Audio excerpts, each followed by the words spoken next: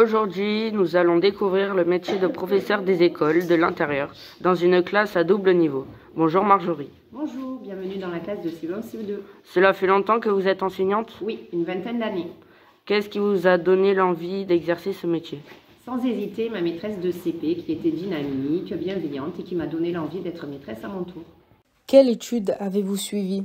J'ai un bac L, une licence de lettres modernes. Ensuite, j'ai fait 2 ans à l'ISFEC de Montpellier. C'est l'Institut supérieur de formation de l'enseignement catholique.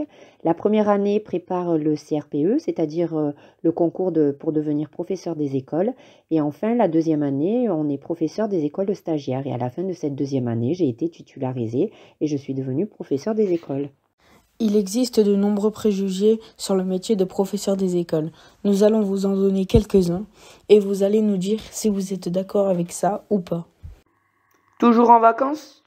Notre temps de travail ne se limite pas à la présence en classe. Nous faisons 24 heures par semaine devant élèves, 25 dans les établissements catholiques, 108 heures de travaux d'équipe. À cela s'ajoutent les surveillances de cours, le temps de préparation de classe, les corrections des productions d'élèves et les rendez-vous avec les parents d'élèves.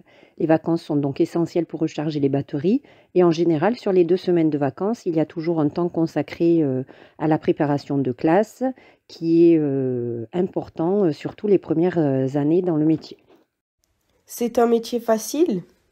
C'est un métier où il faut être polyvalent. En effet, le professeur des écoles enseigne le français, les maths, les sciences, la géographie, les arts, le sport, etc.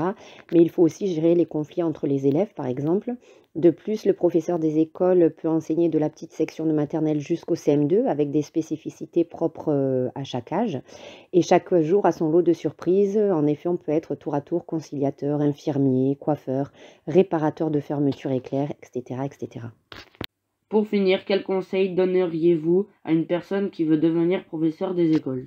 Je lui dirais que c'est un métier qui demande de la rigueur, de la patience, qu'il faut être à l'écoute. Mais le plus important, c'est d'aimer les enfants et avoir la faculté de se remettre en question pour progresser.